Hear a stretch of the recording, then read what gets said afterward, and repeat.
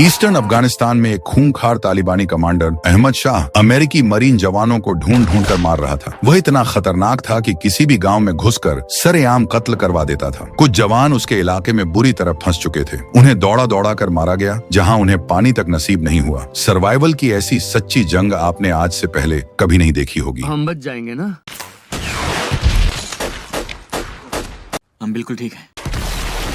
आखिरकार उसके इस आतंक को हमेशा के लिए खत्म करने का फैसला किया गया, जिसके लिए 4 जांबाज जवानों की एक स्पेशल टीम बनाई गई। इस टीम का लीडर था मर्फी, जिसकी जल्द ही शादी होने वाली थी, पर उसे कहाँ पता था कि ये मिशन उससे उसकी जिंदगी छीन लेगी। बेस पर कमांडर एरिक ने उन्हें पूरा प्लान समझा दिया। तय हुआ कि वे 2 चिनूक्स और 2 अपैचीज हेलीकॉप्टर लेकर मिशन पर निकलेंगे। एक सेफ स्पॉट पर मर्फी और उसके 3 साथियों एक्सेल्सन, डैनी और मार्कस को उतार दिया जाएगा। वहाँ से ये चारों चुपके से पहाड़ों और जंगलों के रास्ते पैदल आगे बढ़ेंगे और अहमद शाह के ठिकाने की जासूसी करेंगे। कमांडर ने साफ हिदायत दी कि अगर इस दौरान कुछ भी गड़बड़ होती है तो वे तुरंत बेस पर खबर करेंगे। प्लान के मुताबिक मर्फी और उसके तीनों साथियों को एक सुनसान पहाड़ी पर उतार दिया गया। पूरी रात का सफर तय करके वे उस गांव के पास पहुंच गए जहां अहमद शाह के छिपे होने की आशंका थी। मर्फी ने जब दूरबीन से जासूसी शुरू की तो उसके होश उड़ गए। वहां अहमद शाह के साथ आतंकियों की एक पूरी फौज मौजूद थी। उसने तुरंत अहमद शाह और उसके दाहिने हाथ ताराक की तस्वीरें खींची।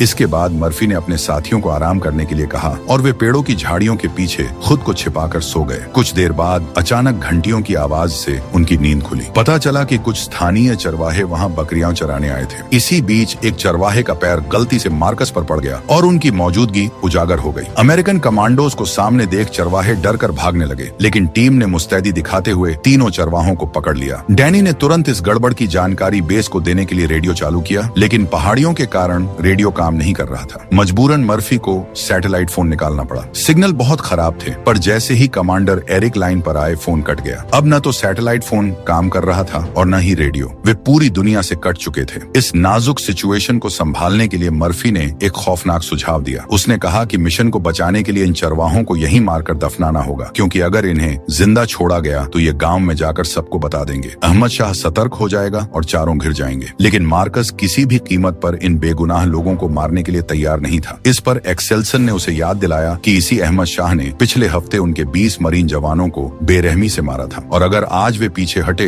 तो अगले हफ्ते 40 और मारे जाएंगे। उनके बीच काफी देर तक तीखी बहस हुई। आखिरकार टीम के लीडर मर्फी ने अपना अंतिम फैसला सुनाया। वे चरवाहों को बिना नुकसान पहुंचाए छोड़ देंगे और खुद छोटी की तरफ बढ़ेंगे, ताकि वहां से बेस से संपर्क करके रेस्क्यू टीम बुलाई जा सके। मर्फी से यही सबसे बड़ी गलती हो गई। उसने उन चरवाहों को कम आंका और उन्हें जाने दिया। उधर बेस पर जब काफी देर तक मर्फी की टीम से कोई संपर्क नहीं हो सका तो कमांडर ने उनकी तलाश में रेस्क्यू टीम भेजने का फैसला किया। लेकिन बदकिस्मती से बेस के सारे अपैची हेलीकॉप्टर पहले ही किसी न किसी मिशन पर जा चुके थे। आखिरी वाला भी उड़ान भर रहा था। दूसरी तरफ वह रिहा हुआ चरवाहा बहुत तेजी से भागता हुआ नीचे गांव की ओर बढ़ा जा रहा था। इसके उलट पहाड़ों पर अमेरिकी कमांडोज की चढ़ाई बेहद धीमी और थका देने वाली थी। वे जैसे तैसे पत्थरों को लांघते हुए ऊपर तो पहुंचे, लेकिन वे गलत चोटी पर आ गए थे। उनके सामने एक गहरी खाई थी और उसके पार एक और ऊंची छोटी खड़ी थी। डैनी ने एक बार फिर रेडियो से बेस से संपर्क साधने की कोशिश की, लेकिन सिग्नल न होने के कारण बात नहीं बन पाई। एक्सेल्सन को यह जगह बिल्कुल भी सुरक्षित नहीं लग रही थी। उसका छठा सेंस कह रहा था कि वे खतरे में हैं। कोई और रास्ता न देख आखिरकार मर्फी ने फैसला किया कि वे शाम होने तक यहीं झाड़ियों में छिपकर रेडियो सिग्नल का इंतजार करेंगे और अगर रात तक भी बेस से संपर्क नहीं हो पाया तो वे अगले दिन सुबह पैदल ही बेस की तरफ निकल जाएंगे। इधर बेस पर कमांडर एरिक ने इस नाजुक सिचुएशन की खबर अपने वरिष्ठ अधिकारियों को दी, लेकिन वे कुछ भी सुनने को तैयार नहीं थे। अब जो कुछ भी करना था एरिक को अपने दम पर ही करना था। उधर मर्फी की टीम जंगल में छिप चुकी थी। तभी एक्सेल्सन को दूर पेड़ों के पीछे कुछ हलचल दिखी। साफ था कि दुश्मन ने उनकी घेराबंदी शुरू कर दी थी। मर्फी ने भी थोड़ा आगे बढ़कर देखने की कोशिश की तो पाया कि पूरी पहाड़ी पर तालिबानियों की फौज खड़ी थी। बिना लड़े इन जवानों का जिंदा बच निकलना नामुमकिन था। इसी बीच मार्कस ने अपनी सांसें रोकी, निशाना साधा और एक दुश्मन की खोपड़ी उड़ाकर जंग का ऐलान कर दिया। बस फिर क्या था, तालिबानियों ने भी उन पर ताबड़तोड़ फायरिंग शुरू कर दी। चंद पलों में ही वह शांत इलाका जंग के मैदान में तब्दील हो गया। जवानों ने तुरंत 3-4 तालिबानियों को शूट कर दिया। वे पक्के निशानेबाज थे, इसीलिए तो उन्हें इस बेहद खास मिशन के लिए चुना गया था। इसी दौरान मर्फी ने अपनी टीम को फैलने का आदेश दिया ताकि वे एक ही जगह सिमटकर दुश्मन का आसान निशाना न बन जाएं। वे पत्थरों का कवर ले लेकर दुश्मनों को ढेर करते हुए आगे बढ़ने लगे। सबसे बड़ी राहत की बात यह थी कि उन्हें हर तरफ चट्टानों के बेहतरीन कवर मिल रहे थे। जितने भी दुश्मन सामने आए, जवानों ने उन्हें ढेर कर दिया। इधर डैनी बार बार रेडियो से बेस पर संपर्क साधने की कोशिश कर रहा था। तभी एक गोली उसकी हथेली को चीरती हुई निकल गई और उसका हाथ लहूलुहान हो गया। अगले ही पल एक्सेल्सन के कंधे में भी गोली लग गई। मौका देखकर दो तालिबानियों ने उन पर सीधे धावा बोल दिया। मार्कस ने एक को तो तुरंत शूट कर दिया, मगर दूसरा मर्फी से उलझ गया। मर्फी ने फुर्ती दिखाई और उस तालिबानी का सिर चट्टान पर दे मारा, जिससे उसकी मौके पर ही मौत हो गई। इस बीच उनके कुछ और साथी करीब आ गए, जिन्हें बाकी जवानों ने खत्म कर दिया। अब उन्हें बाईं ओर का रास्ता थोड़ा सुरक्षित नजर आ रहा था और भागने का यही सबसे सुनहरा मौका था। लेकिन तालिबानी भी इनकी जान लिए बिना पीछे हटने को तैयार नहीं थे। वे उसी सुरक्षित दिख रहे रास्ते पर भारी मशीन गन ले आए और उससे जवानों पर अंधाधुंध गोलियों की बौछार कर दी। मजबूरन फौजियों को दाईं ओर का रास्ता अपनाना पड़ा, लेकिन वह भी सुरक्षित नहीं था। अचानक एक गोली मर्फी के पेट में आ लगी, एक्सेल्सन के पैरों में, जबकि मार्कस के कमर के निचले हिस्से में गोली लगी। अब चारों जवान बुरी तरह घायल हो चुके थे और बचने की कोई उम्मीद नजर नहीं आ रही थी। उनके पास पीछे पहाड़ी से नीचे खाई की तरफ कूदने के अलावा कोई रास्ता नहीं बचा था। बम फेंक कर वे पीछे हटने ही वाले थे कि तभी तालिबानी वहां आरपीजी लेकर आ गए और उन पर रॉकेट दागने लगे। जब फौजी चारों तरफ से पूरी तरह घिरकर एक जगह सिमट गए तो कोई और रास्ता न देख मर्फी ने सबको एक साथ खाई में कूदने का आदेश दे दिया। वह खाई इतनी गहरी और खतरनाक थी कि नीचे कूदने के बाद वे खुद पर काबू नहीं रख सके। पत्थरों और पेड़ों से टकराते हुए वे बेरहमी से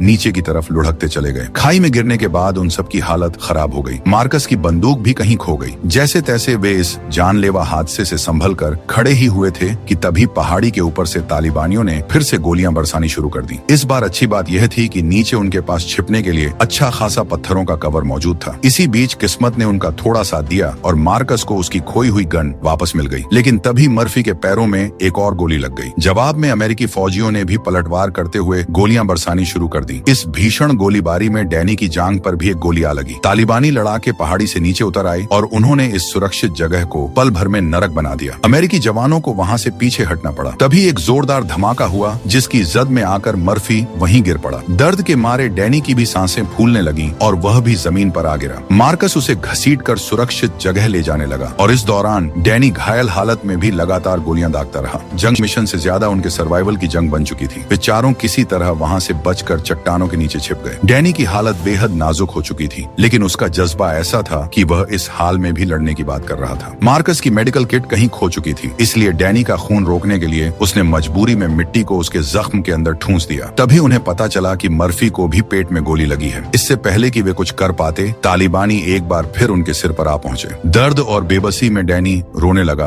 और बोला कि उसे अपनी माँ से बात करनी है, जिस पर मार्कस ने उसे दिलासा दिया कि वे सब सही सलामत वापस लौटेंगे। मार्कस और एक्सेल्सन ने मोर्चा संभाला, गोलियां बरसाईं और एक स्मोक ग्रेनेड फेंक दिया ताकि धुएं की आड़ में वे एक बार फिर खाई में कूदकर भाग सकें। मार्कस ने डैनी को अपने कंधे पर उठा लिया। मर्फी के इशारा करते ही एक्सेल्सन खाई में कूद गया, लेकिन तभी एक गोली सीधे डैनी को आ लगी। वह मार्कस के कंधे से छूटकर वहीं गिर पड़ा, जबकि मार्कस का संतुलन बिगड़ा और वह भी खाई में जा गिरा। पता नहीं ये जवान किस मिट्टी के बने थे। चट्टानों पर गिरते वक्त उनके शरीर की हड्डियां टूट रही थीं और वे गंभीर रूप से जख्मी हो चुके थे। नीचे गिरने के बाद मार्कस जैसे ही संभला, उसके ठीक सामने एक जहरीला सांप फनताने बैठा था। उधर पहाड़ी के ऊपर तालिबानियों ने डैनी को बंधक बना लिया था और खुद अहमद शाह भी वहीं मौजूद था। कुछ ही देर बाद नीचे गिरे फौजियों पर फिर से आरपीजी और एकेएम से अंधाधुंध गोलियों की बौछार होने लगी। नीचे होश में आने के बाद एक्सेल्सन अपने साथ डैनी को न पाकर हैरान रह गया। तब मार्कस ने नम आंखों से बताया कि डैनी को गोली लगी है और वह ऊपर ही छूट गया है। एक्सेल्सन ने तड़प कर कहा कि हमें फौरन ऊपर जाकर उसे बचाना होगा। हालांकि इस माहौल में उनका खुद का बच पाना भी नामुमकिन लग रहा था, लेकिन मार्कस भी एक सुर में यही कहता जा रहा था कि हम उसे मरने के लिए वहां अकेले नहीं छोड़ सकते। दूसरी तरफ तालिबानियों ने डैनी को लूटना शुरू कर दिया था। उन्होंने उसकी शादी की अंगूठी भी छीन ली और उसका सिर कलम करने से पहले उसका वीडियो शूट करने लगे। इधर मर्फी ने फैसला किया कि वह अकेले ही पहाड़ी की सबसे ऊंची चोटी पर जाएगा ताकि सैटेलाइट फोन से बेस पर संपर्क करने की आखिरी कोशिश कर सके, क्योंकि बिना हवाई मदद के कोई भी जिंदा नहीं बचने वाला था। मार्कस ने उसे रोकने की कोशिश की और कहा कि यह एक सुसाइड मिशन है, लेकिन मर्फी नहीं माना। जाने से पहले उसने अपनी बची हुई आखिरी मैगजीन मार्कस को थमाई और कहा, तुम्हें इन सबको भून डालना। इसके बाद बाकी साथियों ने मर्फी को कवर फायर देना शुरू कर दिया। तभी उनके पास एक आरपीजी का जोरदार धमाका हुआ जिसमें वे बाल बाल बचे। एक्सेल्सन ने बेमिसाल निशाना साधते हुए सीधे आरपीजी चलाने वाले आतंकी को हेडशॉट मारकर ढेर कर दिया। भले ही ये जवान सबसे खराब पोजीशन में थे, खाई में घिरे थे और लहूलुहान थे, फिर भी उनका निशाना अचूक था। मार्कस ने भी अपने सटीक शॉट से कई तालिबानियों को मौत के घाट उतार दिया। अपने साथियों के इसी शानदार कवर फायर की बदौलत मर्फी जैसे तैसे पहाड़ी की सबसे ऊंची चोटी पर पहुंच गया। उसने कांपते हाथों से नंबर डायल किया और इस बार किस्मत ने साथ दिया, फोन लग गया। उसने फौरन बेस पर खबर दी कि वे शिशल गांव की घाटी में चारों तरफ से घिर चुके हैं और उन्हें तुरंत एयर सपोर्ट की जरूरत है। इससे पहले कि मर्फी कुछ और कह पाता, तालिबानियों ने उस पर गोलियों की बौछार कर दी, लेकिन मर्फी मरते मरते भी अपना फर्ज पूरा कर दिया था। उधर बेस पर कमांडर एरिक को जैसे ही मर्फी की आखिरी लोकेशन मिली, वे बिना एक पल गंवाए अपनी क्विक रिएक्शन टीम को लेकर निकल पड़े। हालांकि इस वक्त बेस पर एक बहुत बड़ी मुसीबत थी। वहां सिर्फ चिनूक्स हेलीकॉप्टर्स मौजूद थे जो सिर्फ सैनिकों और सामान को लाने ले जाने के काम आते हैं। दुश्मन के इलाके में घुसने के लिए उन्हें अपाचे हेलीकॉप्टर्स की जरूरत थी जो भारी हथियारों से लैस होते हैं और चिनूक को सुरक्षा देते हैं। लेकिन अपने जवानों की जान बचाने के लिए कमांडर एरिक ने नियमों की परवाह नहीं की और बिना अपाचे कवर के ही सिर्फ चिनूक हेलीकॉप्टर्स लेकर सीधे दुश्मन के खतरनाक इलाके की ओर उड़ान भर दी। इधर पत्थरों के पीछे छिपे एक्सेल्सन को अब यह एहसास होने लगा था कि डैनी और मर्फी मारे जा चुके हैं और अब उनका भी बचना नामुमकिन है। वह पूरी तरह टूट चुका था, लेकिन मार्कस इस बदतर हालात में भी उसे दिलासा देता है कि वे दोनों यहाँ से जिंदा बचकर जरूर निकलेंगे। मार्कस की बातों को अनसुना करते हुए एक्सेल्सन नम आंखों से कहता है, अगर मैं मर जाऊं तो मेरी बीवी को बताना कि मैं उससे कितना प्यार करता था और उसे यह भी कहना कि मैं अपने भाइयों के साथ लड़ते हुए मरा। तभी अचानक उनके बिल्कुल करीब एक जोरदार बम फटा। कोई और रास्ता न देख दोनों जांबाज अलग अलग दिशाओं में भागने का फैसला कर लिए। इधर ताराक और उसके लड़ाके पूरी पहाड़ी पर फैलकर अमेरिकी जवानों को ढूंढ रहे थे। इसी बीच मार्कस को आसमान में 2 चिनूक हेलीकॉप्टर दिखाई दिए। जवानों की जान में जान आई कि आखिरकार उनकी मदद आ पहुंची है। लेकिन जैसे ही पहला चिनूक पहाड़ी पर लैंड करने के लिए आगे बढ़ा, घात लगाकर बैठे तालिबानियों ने उस पर आरपीजी दाग दिया। एक जोरदार धमाके के साथ हेलीकॉप्टर हवा में ही तबाह हो गया और उसमें सवार कमांडर एरिक सहित सभी जांबाज जवान मारे गए। दूसरे चिनूक पर भी नीचे से अंधाधुंध गोलियों की बौछार होने लगी, जिसके कारण मजबूरन उसे बिना लैंड किए ही वापस बेस पर लौटना पड़ा। इस खौफनाक मंजर को देखकर एक्सेल्सन और मार्कस की बची खुची उम्मीद भी टूट गई। इसी दौरान एक तालिबानी चुपके से एक्सेल्सन के बिल्कुल करीब आ पहुंचा, जिसे एक्सेल्सन ने पिस्तौल से वहीं ढेर कर दिया। तभी एक गोली एक्सेल्सन के पेट में आ लगी। वह दर्द से कराह उठा, लेकिन हिम्मत नहीं हारी। उसने पलटकर एक और तालिबानी को मौत के घाट उतारा और बदले में एक और गोली खाई। उसकी सांसें उखड़ने लगी थीं, शरीर जवाब दे रहा था। फिर भी उस जांबाज ने हार नहीं मानी और कांपते हाथों से अपनी पिस्तौल को दोबारा रीलोड किया। वह भागने की हालत में नहीं था और चारों तरफ से दुश्मन ने उसे घेर लिया था। आंखों के सामने छाते अंधेरे के बीच एक्सेल्सन ने उन धुंधली आकृतियों पर अपनी पिस्तौल की सारी गोलियां दाग दी। आखिर में वह एक पेड़ से टेक लगाकर बैठ गया और शांति से अपनी मौत का इंतजार करने लगा। तालिबानियों की शुरुआती 2 गोलियां मिस हुईं, लेकिन तीसरी गोली सीधे एक्सेल्सन के सिर को चीरती हुई निकल गई। आखिरकार वह वीर योद्धा देश के लिए शहीद हो गया। अब इस पहाड़ी पर सिर्फ मार्कस अकेला जिंदा बचा था। वह पागलों की तरह चीख चीख कर अपने भाई एक्सेल्सन को पुकार रहा था। तभी अचानक उस पर एक और आरपीजी से हमला हुआ, जिसके झटके से वह चट्टानों से नीचे जा गिरा। मार्कस ने किसी तरह खुद को संभाला और तालिबानियों के नीचे पहुंचने से पहले खुद को एक चट्टान के संकरे गैप में छिपा लिया। तालिबानी जैसे ही उसे ढूंढते हुए नीचे आए, तभी आसमान में गड़गड़ाहट हुई और एक अपाचे हेलीकॉप्टर दिखाई दिया। अहमद शाह ने तुरंत अपने लड़ाकों को उस अपाचे पर हमला करने के लिए भेज दिया, जिससे उनका ध्यान मार्कस से भटक गया। वह अपाचे केवल घटनास्थल का मुआयना करके वापस लौट गया। देखते ही देखते शाम ढल गई और मार्कस ने उसी चट्टान की ओट में पूरी रात गुजारी। अगली सुबह जब उसकी आंख खुली तो उसने देखा कि उसके पैर की हड्डी टूटकर मांस से बाहर निकल आई थी। उसने अपने दांत भींचे,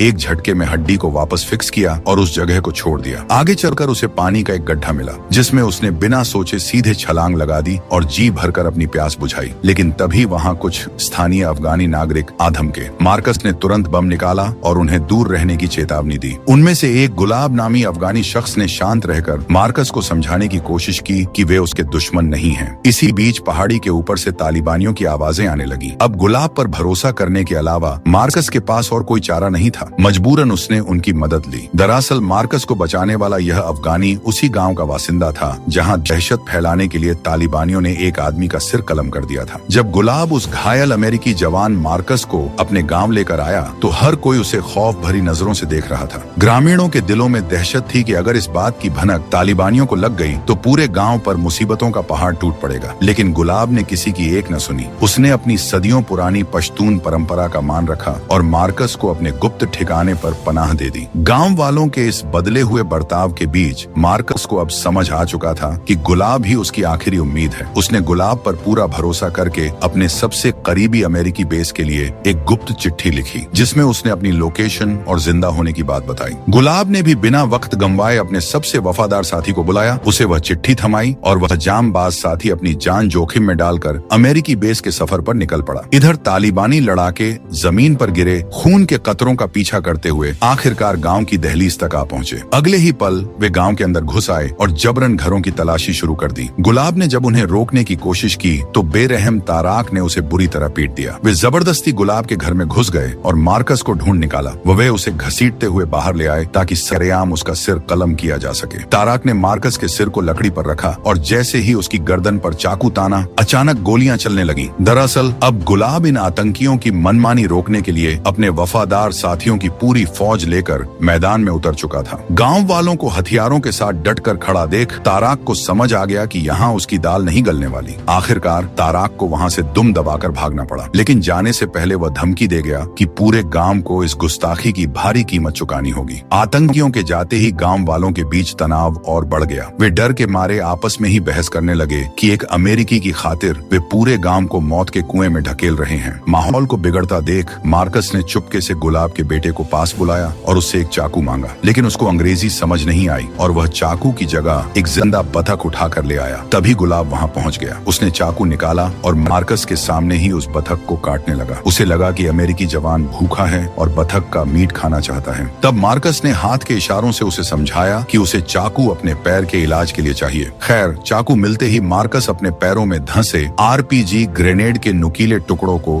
खुद ही बाहर निकालने लगा। वह दर्द इतना असहनीय था कि मार्कस तड़प उठा और छटपटाते हुए वहीं बेहोश हो गया। इस बीच गुलाब ने न सिर्फ उसके गंदे कपड़े बदल दिए बल्कि उसके जख्मों को भी अच्छी तरह साफ कर दिया। इधर बेस की तरफ बढ़े गुलाब के उस वफादार साथी को लगातार चलते चलते शाम हो चुकी थी और अब कहीं जाकर वह उस खतरनाक घाटी से बाहर निकल पाया था। वहीं दूसरी तरफ गांव में अब तूफान से पहले की शांति थी। गुलाब के लोग अपने अपने हथियार संभालकर छप्पे छप्पे पर तैनात हो चुके थे। हालांकि वह रात तो सुकून से कट गई, लेकिन अगली सुबह तालिबानी पूरी फौज के साथ हमले के लिए तैयार थे। इधर गुलाब मार्कस को नाश्ता करा ही रहा था कि अचानक एक जोरदार आरपीजी धमाके से पूरा घर दहल उठा। आतंकवादी अंधाधुंध फायरिंग करते हुए गांव में घुस चुके थे। लेकिन इसी बीच एक अच्छी खबर आती है। अमेरिकी बेस को मार्कस की वह सीक्रेट चिट्ठी मिल चुकी थी और उसकी पहचान वेरीफाई हो गई थी। उसी पल बिना एक सेकंड गंवाए एक हाईटेक रेस्क्यू टीम तैयार की गई और वे मार्कस को बचाने के लिए निकल पड़े। उधर गांव में तबाही के बीच गुलाब और उसका बेटा मार्कस को बचाकर दूसरी सुरक्षित जगह शिफ्ट कर रहे थे। तभी ताराक की नजर उन पर पड़ गई। दोनों तरफ से गोलियां चलने लगीं, जिसमें एक गोली गुलाब को जा लगी। कुछ पलों में गुलाब की बंदूक की मैगजीन भी खाली हो गई, इसलिए वो घर की आड़ में छिप गया और जैसे ही ताराक उसे खत्म करने के लिए आगे बढ़ा, गुलाब भूखे शेर की तरह उस पर टूट पड़ा। दोनों के बीच हाथापाई शुरू हो गई। आखिरकार मौका देखकर गुलाब ने ताराक की पिस्तौल छीनी और उसे गोली मारकर हमेशा के लिए ढेर कर दिया। लेकिन खतरा अभी टला नहीं था। गांव पर आरपीजी के हमले रुकने का नाम नहीं ले रहे थे। इसी अफरा तफरी में एक और तालिबानी मार्कस तक पहुंच गया और जख्मी मार्कस को बुरी तरह पीटने लगा। अंत में उसने मार्कस का गला घोंटना शुरू कर दिया, जिससे मार्कस की सांसें थमने लगीं। ठीक उसी वक्त गुलाब का छोटा बेटा दौड़कर आया और उसने मार्कस के हाथ में चाकू थमा दिया। मार्कस ने उस चाकू से उस तालिबानी का काम तमाम कर दिया। मगर यह तो बस शुरुआत थी, क्योंकि आतंकियों का एक और बड़ा जत्था गांव में दाखिल हो चुका था और वे मासूम गांव वालों को चुन चुन कर मार रहे थे। ऐसा लग रहा था कि आज कोई नहीं बचेगा। तभी आसमान गूंज उठा। अमेरिकी रेस्क्यू टीम आ चुकी थी और इस बार वे भारी हथियारों से लैस अपाचे हेलीकॉप्टर और मिलिट्री एयरक्राफ्ट भी साथ लाए थे। पल भर में अमेरिकी सेना ने आसमान से बमों और गोलियों की ऐसी भीषण बौछार की जिसने तालिबानियों के पर खच्चे उड़ा दिए। बचे कुचे आतंकी दुम दबाकर भाग खड़े हुए। आखिरकार इस खौफनाक नरक से मार्कस को सुरक्षित बचा लिया गया। रेस्क्यू टीम ने उसकी पहचान की और उसे अपने साथ ले जाने लगी। जाने से पहले मार्कस की आंखें भर आईं। उसने पूरे गांव का शुक्रिया अदा किया और गुलाब के उस बहादुर बेटे को कसकर गले से लगा लिया जिसने उसकी जान बचाई थी। वहां एक एक पल रुकना खतरे से खाली नहीं था। मार्कस को जैसे ही चॉपर में बैठाया गया, वह अपने शहीद हुए दोस्तों की याद में फूट फूट कर रोने लगा। दोस्तों, दिल को झकझोर देने वाली यह कहानी एक सच्ची घटना ऑपरेशन रेड विंग्स पर आधारित है। अगर आपको इन जांबाज जवानों की शहादत और अफगानी गुलाब की इंसानियत की यह कहानी अच्छी लगी हो तो वीडियो को लाइक करें और हमारे चैनल को सपोर्ट करने के लिए सब्सक्राइब जरूर करें। मिलते हैं अगली शानदार कहानी में, तब तक के लिए जय हिंद।